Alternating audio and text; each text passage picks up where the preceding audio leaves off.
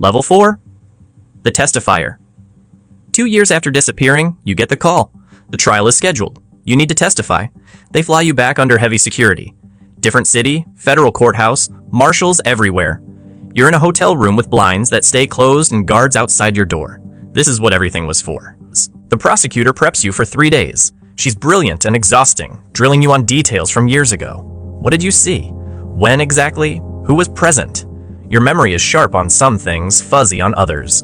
She sharpens the fuzzy parts through repetition. Not coaching you to lie, but helping you organize chaos into coherent testimony. The defense will try to break you.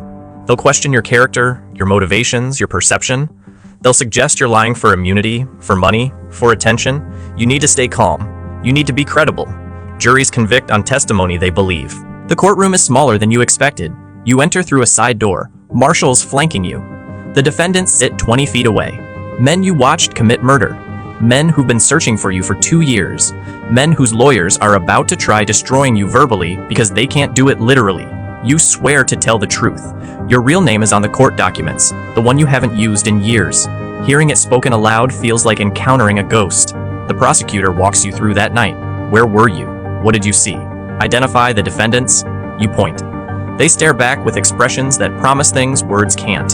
The jury watches everything. 12 people who will decide if your last 2 years meant something. Cross-examination is brutal. The defense attorney suggests you're mistaken about who you saw. Suggests the lighting was poor. Suggests you've been coached. Suggests you're testifying to avoid your own prosecution for unrelated matters. None of it's true, but he makes it sound plausible. You stay steady. You've practiced this. The trial lasts 3 weeks. You testify for 2 days total. Other witnesses corroborate your account. Evidence supports the timeline. The jury deliberates for 18 hours. Guilty on all counts.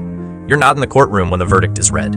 You're already gone, returned to your protected life before the defendants' families can organize retaliation. The prosecutor calls to thank you. Justice was served. Lives were saved. You did the right thing. You hang up feeling nothing resembling triumph. Level 5. The Permanent Ghost. The threats don't end with the conviction. Appeals will take years. Associates still operate outside prison. Some crime families consider revenge a moral obligation that transcends generations. The marshals recommend you stay in protection indefinitely. You agree because the alternative is pretending you're safe when you're not. David Torres continues existing. You get promoted at work. You adopt a dog who doesn't care what your name is. You build friendships with people who will never know you completely. You watch your niece grow up through photos your sister posts on Facebook. A page you view through anonymous browsers on public library computers. Never logged in, never leaving traces. You think about Michael Reeves sometimes. Wonder who he would have become if that night never happened. Wonder if he'd be happier than David. Probably not. Happiness isn't about names or locations. It's about safety and purpose and the small dignities of ordinary days. Your mom died 3 years ago. You found out 6 months after the funeral, reading an obituary online. You couldn't attend, couldn't risk exposure, couldn't say goodbye. That's the cost nobody mentions when they talk about witness protection. You don't just lose your identity, you lose everyone attached to it. Some mornings you wake up and forget which person you are. The confusion lasts only seconds, but those seconds contain a specific vertigo. Then the dog needs walking and there's coffee to make, and David Torres has a life that requires living. So you live it. Not the life you planned, not the life you would have chosen, but yours nonetheless, purchased with courage nobody will acknowledge in a sacrifice nobody will remember. The testimony saved lives. That has to be enough. Level 6. The Mathematics of Erasure. 17 years in protection now. You're approaching 50, which feels impossible. David Torres has existed longer than Michael Reeves did. The borrowed identity outlasted the original. Sometimes you wonder which one was real. The crime family dissolved years ago. Key members died in prison, others took deals. The organizational structure that made you valuable as a target doesn't exist anymore. The marshals suggest you could potentially exit the program, return to your original identity if you want, resume contact with surviving family. You consider it for exactly 1 afternoon. Then you realize Michael Reeves is a stranger. You don't know his favorite restaurant anymore. Don't know what music he'd listen to. Don't know if he'd recognize his own reflection. 27 years old when he vanished. That person is gone more completely than death could accomplish. At least the dead get funerals. Get remembered. Michael Reeves just stopped existing one Tuesday, and the world continued without noticing. Your brother still lives in Philadelphia. You could call him. The marshals would facilitate contact, help navigate the reunion. But what would you say?